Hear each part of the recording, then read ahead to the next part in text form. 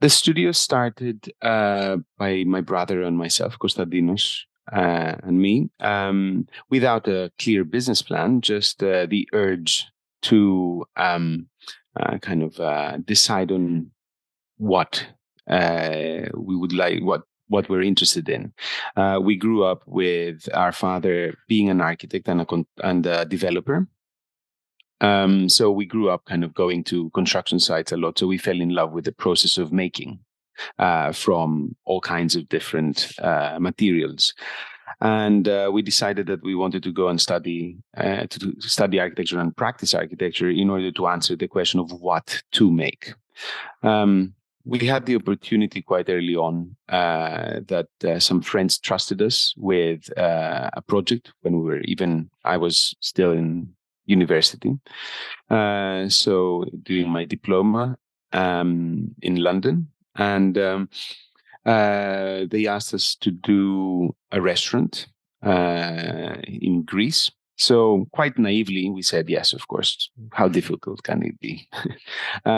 Which, of course, the reality of designing and building architecture is quite complex, and it requires a lot of knowledge on multiple different things. And that's when we realized that if we were to practice architecture, we needed to have quite an extended team with different disciplines, different talents and knowledge and experience in order to be able to approach a project very holistically. Mm-hmm. This is also quite early on, we realized that we wanted not to just do architecture. We also wanted to understand how we can create a place, not just a building. And that meant that we needed to go through a process where we had to consider the landscape, the architecture, and the interior design and the FF&E, the loose furniture. And in order to do that, we kind of apply a uniform design process for the different disciplines and kind of tie everything together as a creative direction rather than just an architectural vision. And this is something that drove kind of our interest in the early days. Yes. So you mentioned about growing up that you already liked architecture and your father was already in the construction business. How has that influenced you with your approach in the design right now? I mean, is there like aspects of it like nostalgia and about like just want to bring in the characteristics of Greece in your design? It helped us. It helped us understand materiality quite a lot, and also the process of building, visiting construction sites, and actually taking part in it. Also made us understand how things kind of translate in one-to-one dimensions. So one was material. That we kind of experimented with quite early on, but the other one was dimensions. Like what does it mean 4 meters kind of right in front of you, and what does it mean 4 meters kind of 10 meters high up? So the relative dimensioning, and we understood that poetry of space, the kind of the way that one feels different in a very high ceiling or very low, and also in sequence, what it means to go from a larger space to a smaller space, a narrower space to a wider space, and the kind of sequential kind of storytelling, the storytelling abilities of architectural space kind of became kind of a testing ground when we were these early days. And with our father, of course, being very very accommodating, we tested things out. Yes. During when you test it out on the when we were children. That was when we were children. So kind of building a wall and understanding what it feels like to kind of have that there, and then kind of putting a couple of beams and understanding what it means to have something at that height and so on. So it was nice to be able to kind of play around. Then we went to study, and of course everything kind of shifted their focus on other things. But it was interesting to start that way. Yeah. Well, I think it's amazing that you were able to start at that young. I mean, already at that age, you already have architecture in your sights. So how did you start as officially as a firm? What were what did it? So you mentioned since college you have this restaurant project, but after that, were you able to start and grow your firm from there? I think first of all, we had to answer the question of, do we want to grow as a firm, and how does that kind of affect everything? Because with architecture, you have so many options. You can be a very small team, you can be a medium team. There's so many options, and I think that we wanted, in the beginning, it wasn't a clear business plan. It was more an understanding that we wanted to have a larger scale team in order to have all the different disciplines under one roof, from kind of larger scale architecture to smaller scale architecture and interior design, because we really wanted to focus our kind of output to be not just an architectural building envelope, but rather a kind of a holistic understanding of a place. So that drove us to find a way to slowly, step by step, attract talent to work for our studio in order to grow our team. Of course, the beginning is always a little rough. It wasn't clear. So in the very first steps, we arrive in Greece. Well, I arrived in Greece in 2004, right after the Olympics, which was held then, and quite infamously, Greece had more buildings that it needed and it could take care of. So there was no need for big architecture whatsoever. For the first few years, we looked for projects that were more renovations, smaller interior design work that allowed us, though, to have the same creative thinking process as larger scale. With that, we focused on things that had a kind of an identity exercise. So it wasn't so much private projects, but rather commercial projects like a restaurant, a bar, or a shop, where the process of creating an architectural concept or a design concept was kind of in parallel with a branding exercise, creating a brand identity. And those two kind of went in parallel, and also gave us the opportunity to kind of create a commodity out of the concept, not just look at square meters and maximizing that, or being like ultra efficient about the way that we design a space, which a lot of developers obviously focus on that, but rather kind of talk about the other commodity in architecture, which is identity and brand value. Of course, in a very, very small scale, in a small restaurant or a beach bar.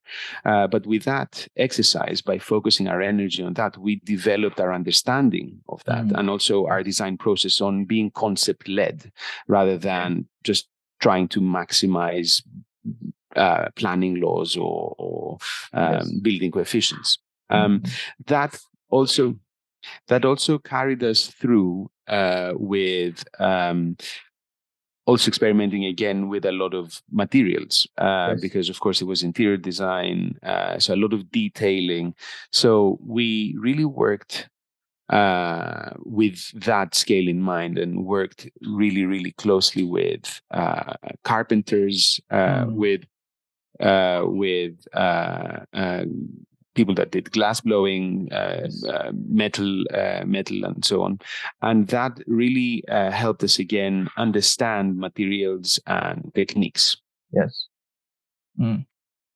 So I guess your earlier projects also help you with the with the importance of identity, because we can see that a lot in your work right now, that it has the identity of the context of Greece.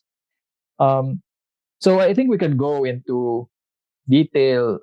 We could talk about your approach and your core philosophies and values in design. We have read your profile in your website, and you have mentioned that a contextual approach produces unique and immersive experience.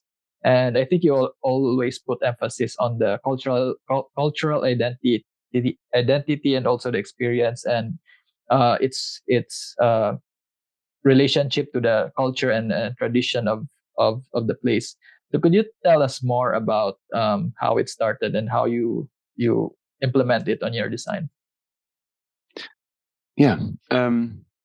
So as our focus was to kind of give an identity to our projects in the same way that a branding exercise gives an identity to a company or an entity. It was the question immediately raises like, so what is that identity? You know, what is the appropriate identity for that? So I kind of an exercise on design values kind of comes as a first step. So what are the values of this place? Is it extrovert? Is it introvert? Is it loud? Is it quiet? Is it kind of for who is it trying to talk to? Who is engaged in conversation with? Who are the guests that are being attracted? So by doing that, we kind of defined a much more complex program analysis. So it wasn't just, again, that's how we kind of engage in our studio. We engage with a kind of a program analysis, which goes beyond the kind of spatial requirements of quantifying how many rooms and what type, but rather starting one step back. In order to decide how many rooms is and define that program, you want to understand who you're inviting in quite in depth and why you're inviting them. They want to have fun, or they want to relax. They want to kind of have a family, or it's something much more social. So that is a brief building process where we're defining with our orderers, our clients, a brief which is much more deep. The second part is also to understand the place, the context where we are going to be designing for. And of course, you start with the physical part of the context. If it's a plot or if it's an existing building, its physical kind of entity, sloping conditions, weather, and so on. And quite quickly, we open up and we understand where it's placed in context. So what's immediate surrounding, but even beyond, what's culturally and heritage-wise kind of the context of that place. And that's where we mine that for inspiration. We always want to find a relationship with its context. It doesn't have to belong always, because maybe in the beginning, in the program analysis, in the values, it actually needs to stand out. It needs to be kind of loudish or something else, or it needs to be controversial. Even that can be, a parameter.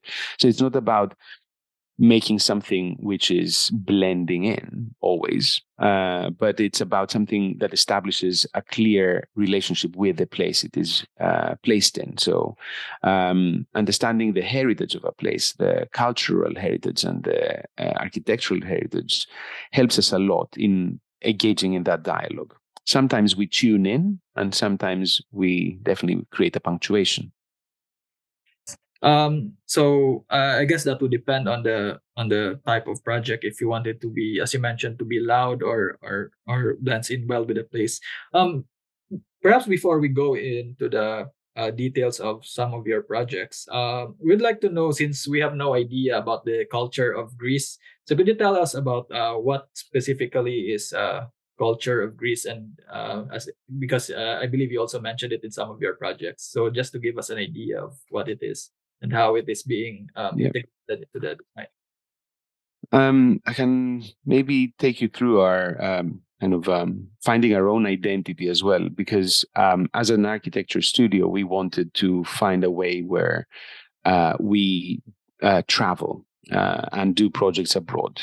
We are very interested in being inspired by different places, as we are very contextually influenced by the place we are working in for our project. So it's quite exciting and creatively quite challenging and interesting to work on in different places. So we wanted to find a way how we could suggest that one puts us, on a plane or a boat and kind of takes us out. So that created the process of understanding inherently what our qualities are, and in that what our Greekness is. So we thought that we needed to be an expert on something, and Greeks are experts on having a good time.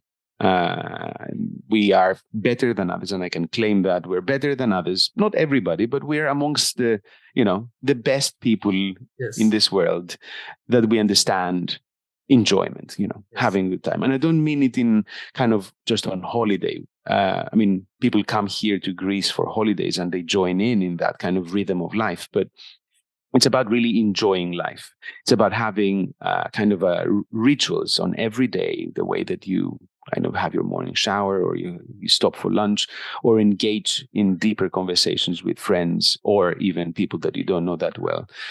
So having definitely a different rhythm on the different aspects of everyday life, and really engaging and enjoying that. That changes the way that space functions as well, because it's not so much about form follows function, but it's more about form follows emotion. It's more about kind of making spaces that allow you the space and time to maybe, as you're washing the dishes, the actual place that you're washing the dishes has to be a beautiful one, or by beauty I mean the light has to come in, maybe your eye travels a little bit into a courtyard, or the area around is connected with something else that actually is enjoyful. I don't know if that's a word, but that is fun.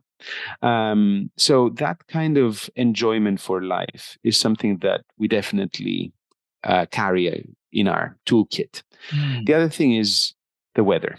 The weather and the beauty of landscape. It's a very beautiful part of the world with amazing natural beauty and a very mild weather. So it encourages buildings to unfold and to open up and to stitch themselves with its surroundings. And most importantly, create a blurriness between in and out. That blurry part, that in between, the courtyard, the patio, the pergola, the veranda, becomes an integral part of our design approach. That in between, that Goldilocks moment between in and out, becomes the starting point for our design. So we definitely carry that through in places also that maybe the weather is not as mild, but by choosing elements to filter and not to block everything is something that creates buildings that unfold and create very interesting interplay between in and out. And that's definitely something that we have in our toolkit. And it comes from very traditional Greek architecture. So that's something, and of course, traditional architecture around the world, which, as we increasingly travel into East Asia or the States or other places, we very interestingly find a lot of similarities in folk architecture around the world, where these kind of ingenious ways of not having just a climatized volume and a kind of an outdoor and having that sharp kind of boundary. It's much more flexible and seeping from one to another. So this is something that we are putting in focus always. Well, that's good to know. And I specifically like your quote about form follows emotion. I think emotion is one of the most powerful thing that you can experience in architecture. And definitely, I think it's something that we can learn from. And as you mentioned, that's how you integrate it into your design in Greece. And could we go? I just have a question about the weather. What specifically is the weather in Greece? Is it like how many seasons do you have in there? Like, do you have like this dry and wet season? Well, currently we're going through a very hot spell. The whole of the Mediterranean is going through quite a hot spell because of the climate situation. We have 4 seasons, which are quite distinct. We have kind of mild winters. Greece is also quite a mountainous country. And although we have a lot of islands, really the islands are just many mountains. So we're sitting on a seismic fault between Greece and Turkey. So there's a lot of pressure with the African plate and the Eurasian plate. And that has produced a lot of mountains. So it's a very big difference between the kind of North Greece and the islands, of course. Averagely, we have snow in the winter, not for many months, but we have a little bit of snow in January, February. There's overall mild winters, not too wet. Then spring is the best moment, where there's a bit of rain, but not too much, and the weather becomes kind of mild, 18 degrees.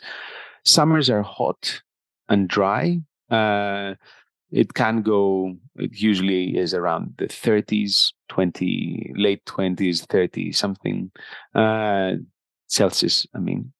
Currently we are on the higher 30s, so it is quite hot. And it's reaching even 40. I think the highest has been lately 40 something, which hasn't been very pleasant. And then autumn kind of again milds down, bit of rain but not too much. So it's a very characteristic Mediterranean four seasons cycle. Yeah, so I guess we can explore that more into the as we talk about the projects. First project that we would like to talk to you about is the Liknon project. I believe it has won several awards, including the DNA Paris, the Architizer, Greek Architecture, Easy Awards, and I believe you will be presenting it later in December in the WAF. So I will be, yes. Yes, congratulations on that, by the way. Congratulations. Thank you. Thank you. It's yes. Perhaps we could talk more about this specific project. Could you brief us into the intent of the project as it was relayed to you by the client and how it started? Okay. So Liknon is really a dream project. It's we were approached by Metaxa, the Greek spirit brand, which liquor brand that wanted to make kind of to tell people about their origins, where the brand comes from. So to create a Metaxa house. For years they had owned Muscat vineyard in Samos. And this is their secret ingredient, basically. Well, not so secret, but their special ingredient. What differentiates Metaxa from other kind of cognacs is that the sweetener in it is fortified Muscat wine, and that brings the sweetness. It also makes it alive. It's something that really varies in character. So the Muscat grapes have always come from Samos, and for the Metaxa brand, they wanted to kind of show that that's the origins of the brand. So they have a beautiful estate in Samos Island, which is on the northeast part of the Aegean. It is very green. This is a photo of the plot. You can see the plot down here. It's underneath a village called Vourliotes. Yes. Okay. Which is the kind of closest village. And other than that, it's kind of covered around with pine and cypress forest. This is a vineyard that has existed for over 100 years. When we first arrived there, what we saw was this characteristic stone terracing, which was done by just picking up local stone. And they had already created a beautiful terracing where the vines grow. And because on the kind of east side of it, there's a stream. They also planted a lot of olives, an olive grove, in order to absorb the moisture from the stream. So already the land was so rich in heritage and in identity that when they asked us to make a building there in order to kind of talk about their roots, our first instinct was, well, you don't need a building. You've got exactly the message. The message is ancient Muscat vineyard underneath the Vouriliotis village. So with that in mind, we thought that actually what would be more appropriate would be to create a way to explore that vineyard and kind of activate different points. So guests could come and explore the vineyard, learn about the vineyard, and through that understand the roots of the brand itself. So we kind of peppered around the vineyard certain areas. So the guests can go over the vine, around the vines, inside the vines, underground. Mm-hmm. So each space kind of explored a different aspect, and with that unfold a kind of a three-dimensional understanding of it. So taking cue from the ancient stone walls, we kind of created in the same rhythm stone walls that would fit the purpose of our new circulation. We kind of made a little pathway through it, and then when it came to volumes, we kind of extruded them in order to make them extraordinarily larger and create kind of a punctuation point in the otherwise continuous rhythm of those stone terracing. And with that, create enclosures. So we made enough space for someone to go inside it. So the idea of this kind of path came with having different points in it, where we wanted to have the first thing was to kind of bring the idea of topos. Topos means place. For any wine grower, terroir is the most important thing. So we wanted to explain that terroir, the topos, the place, is very important. So inside this space here, just behind this pergola, and I'm just going to scroll down quickly to this. Sorry, just give me a second. So yes, yeah. I just like to ask, is there like an existing structure in this place already? No, there was no existing structure. So these are all new structures. Okay. We engaged with stonemasons that understood the ancient technique of just laying dry stone wall.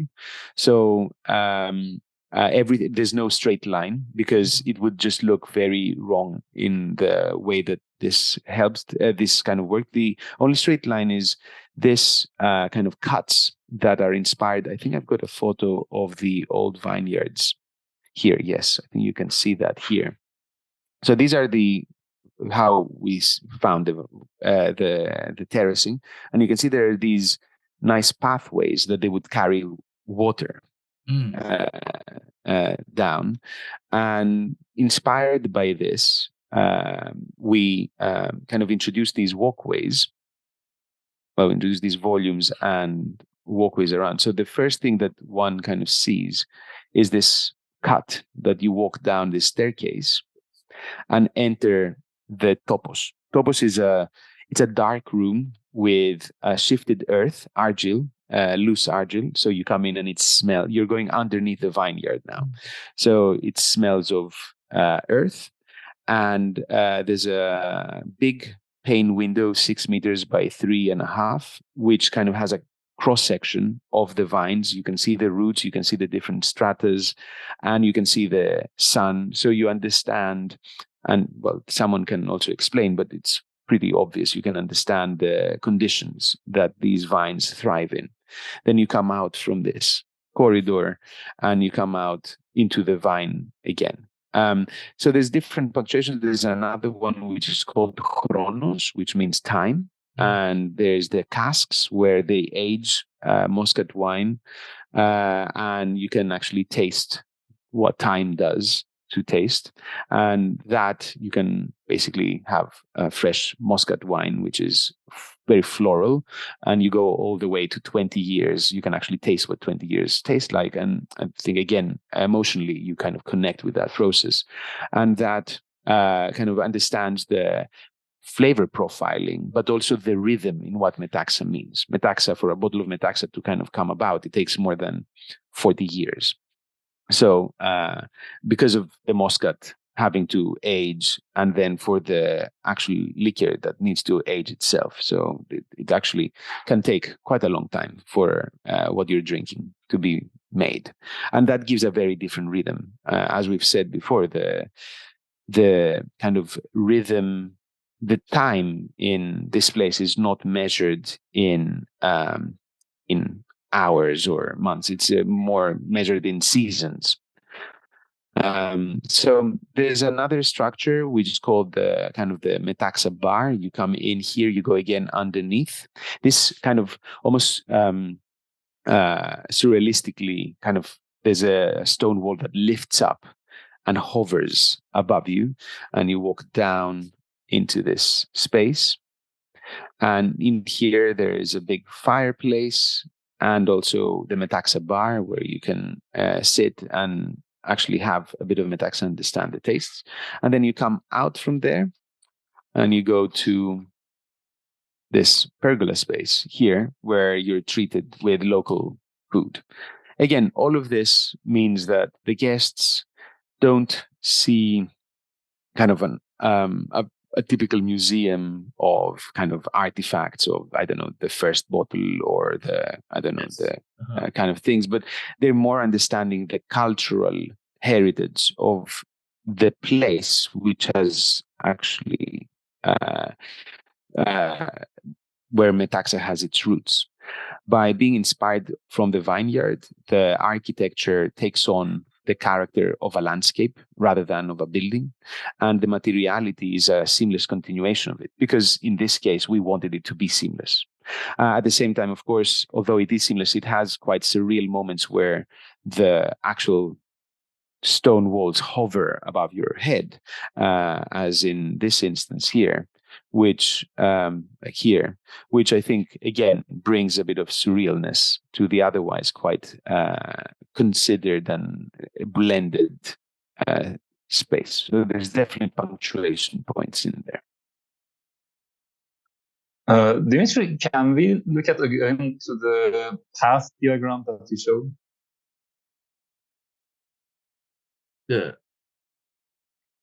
Yes, that one. There is a very interesting pattern to it. It was based on the site, or there was anything else that inspired you this path? Yeah, it was based on the site. We wanted to make a path that effectively was a circle. So we wanted to kind of come back onto yourself, but we didn't want it to be a perfect circle. We wanted it more to be like a spiral. So we wanted someone to kind of start from the entry point at the highest place, walk through the different areas of the vineyard, and kind of almost turn back into themselves and arrive almost at the same place where one had entered. And we always have this idea that we play with with the studio that we like our buildings to have a spiraling circulation. So you kind of find yourself going back onto where you've come in. And with the experience of the place now, you're almost looking at the starting point with fresh eyes. So there's definitely, although you're kind of coming back to almost the same place, you now have the knowledge of the place. So there's definitely a different perception of it. So this is something that we play a lot in the studio with. Yeah, such a unique experience. And another question is, how long does it take to build this structure? So it's like your all type of structure is like dry stones. And I want to know how long does it take and how you like pursue this type of construction pattern right now. I think that it took about 3 years, just over 3 years to construct. We did prior to that, during our design process, we did a lot of mock-ups with stone walls in order to understand the patterns we could do. So we also tested different types of stone and different types of construction of methods on how we can lay it, and we wanted to make sure that, first of all, the stone felt the right scale. We didn't want the stones to be bigger or smaller to what existed there. And because the stones that were there were picked off the ground, they were not excavated stone, they also had kind of a softness to them. So it was quite important that we found stones that had the same softness. So we had they're very local stones. Obviously, they haven't traveled. Yeah, finding the right stone was important. So we were doing that during the design process, and we did a lot of mock-ups with the stone walls. We wanted them to not be perfect. So it was actually quite an interesting process where we would engage with really good stone masons, and in order for them to kind of deviate from doing what they know how to do well to make a really good stone wall, we wanted them to say, well, actually, imagine if you're not making it that well. Imagine if you're actually making it badly. Can you make it badly? So it took a lot of back and forth in order for them to also tune in to what we wanted the character of this building to be much more of a landscape building. It wasn't so much of a perfect line, but rather something that you almost traced the landscape in order to find that. Yes. Well, I think it also makes sense considering that the landscape is quite raw, and you don't want like this very pristine, clean lines with the building. So how much of the structure though is did you use like did you ever use concrete for your for foundations or your beams, or was it all like a traditional type of construction? So there is, because there are a lot of underground spaces peppered throughout, the underground spaces required reinforced concrete in order for that to, first of all, be able to withstand the pressure of the surrounding vineyard. But also we have, as I said, we are sitting on a seismic fault in Greece. So any structure needs to have the ability to withstand kind of quite a high impact of earthquake. So the underground structures are concrete. The overground structures are part concrete structure, and then all the rest is stone. And also we have wooden beams internally that add to the structural. So you can see it here. That starts. Mm. Mm-hmm. Oh, I see. And how did the local climate, since you mentioned you have 4 seasons, how did it play a role in the design? Was it like did it involve like a shifting in the sizes of your openings of your windows, the ceiling heights? Was there any how was it implemented on this particular project? As the use of this space kind of varies significantly throughout the year, during the summer months is usually, from spring to summer to autumn are the months that guests are usually coming and using the space. Whereas winter is a month of kind of fixing things up. So it kind of follows a little bit the natural rhythm of a vineyard. So when there is a collection of the grapes, the whole place becomes just flooded with people that collect the grapes. When the harvest is over and the aging process starts, things are quieter. So it really fluctuates with the kind of rhythm of the vine itself. The conditions on site vary, so as well with the 4 seasons. So there are equally outdoor spaces and indoor spaces that are the outdoor spaces are used when the weather is finer, and otherwise things kind of get retracted back into this fireplace. So this is definitely the estia. The estia means the heart of the house, the fire in Greek. That would be kind of how people would do a traditional house. They would start with a big fireplace and then they would build around it. So we also wanted to have that feature, and that's the heart of this development, this fireplace. So this is the area where you would retract just here for the winter months. But the good thing about the mild winters is that it doesn't rain that much, and sooner or later you have good enough weather to sit outside or underneath a pergola. So it's only for a little while. The big difference is the way that the landscape looks. Of course, the lushness that you get in spring kind of gives way to the dryness of summer. And then, of course, autumn comes and things kind of turn color. And then winter, kind of everything dies down. So it's also the aesthetics of the place itself. These photos were taken in autumn. Autumn. In late October. Uh-huh.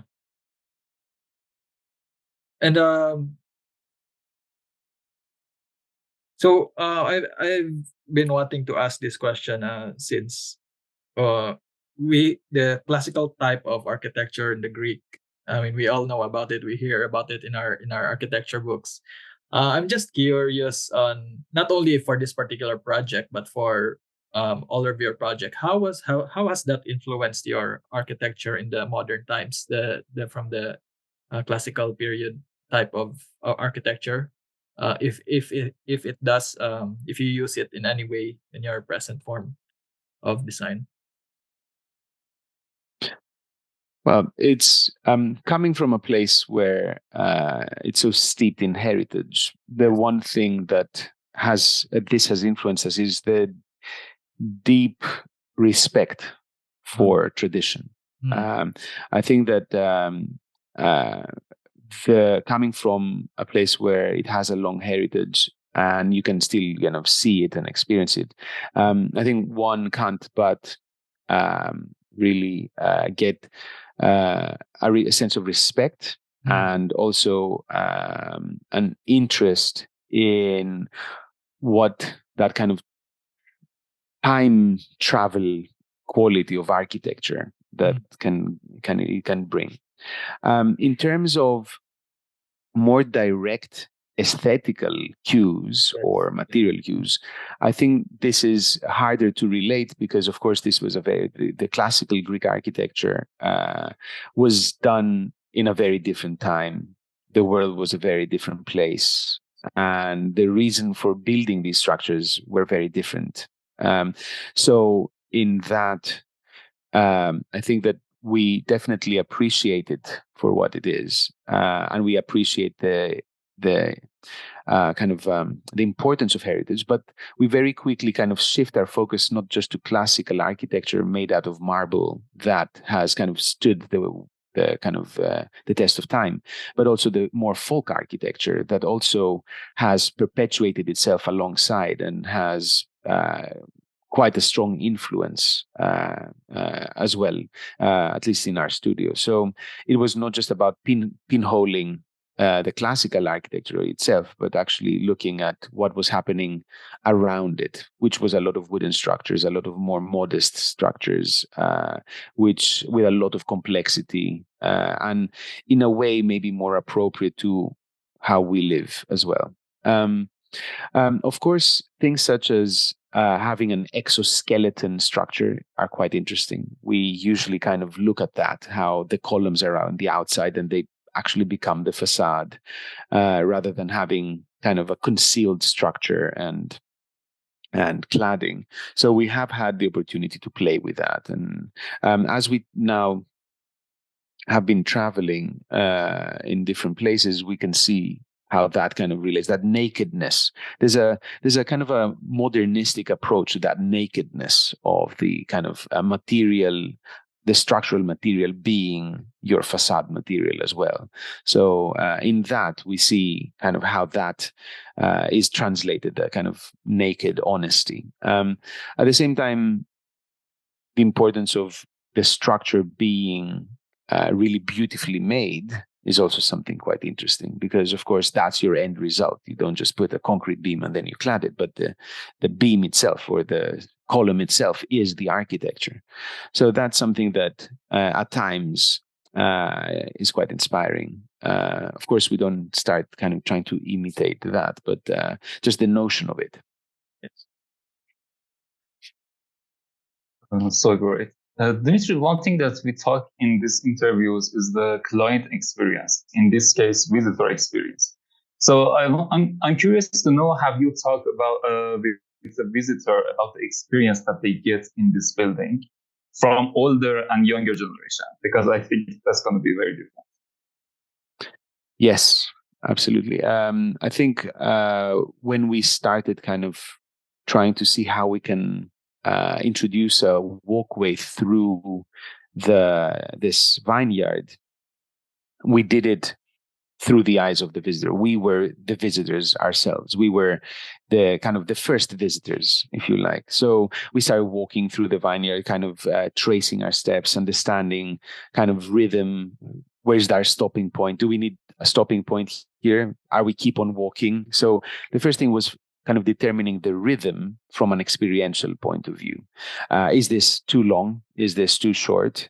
Do we want to kind of pace up, or we want to pace down? So a rhythmic process of walking through the site kind of was designed through walking and experiencing it ourselves for the first time.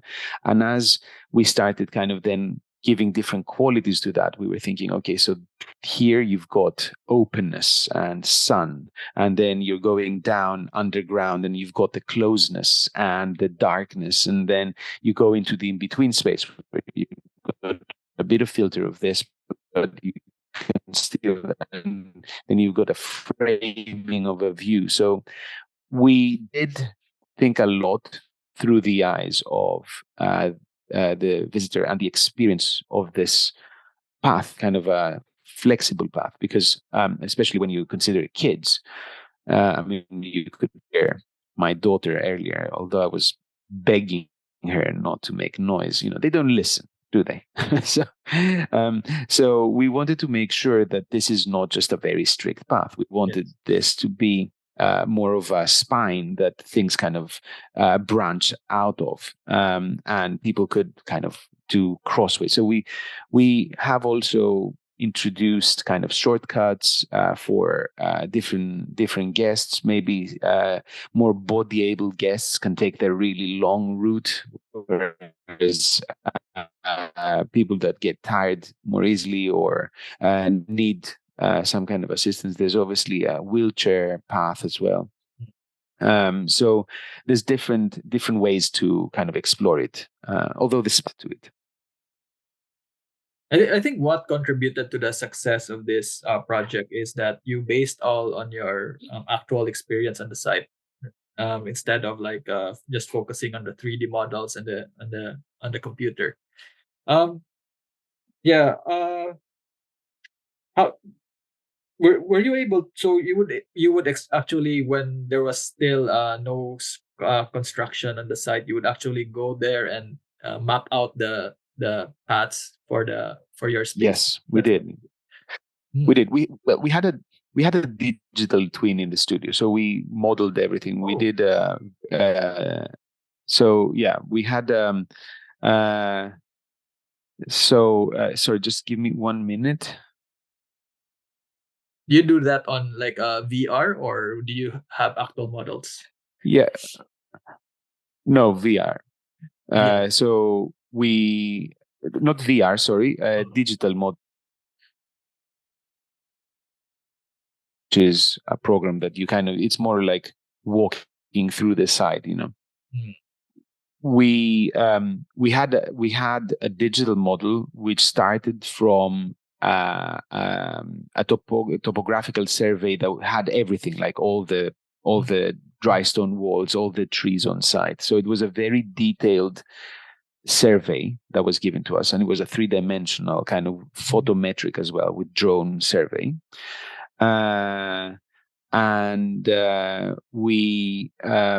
We modeled everything in the studio, so we were constantly being able to kind of see that. But quite often we would try to tune in, not to see it from above, but actually to walk on it, rather than seeing it as a kind of a third eye perspective, but actually see it on a eye level perspective. And we do that in the studio a lot. We constantly try to remind ourselves, like, see it from the perspective that it will be experienced. Of course, in an urban site, the 5th elevation is also quite important, as you tend to have high buildings around, and there is that third eye perspective that comes into play quite often. But in this case, the third eye perspective, which you can see here,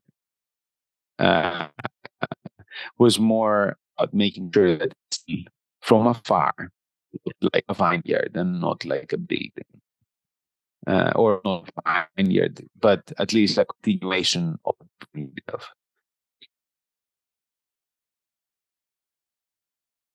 So yeah, we had the opportunity to visit the site multiple times during the design process, walk on it, and map things there. Yeah.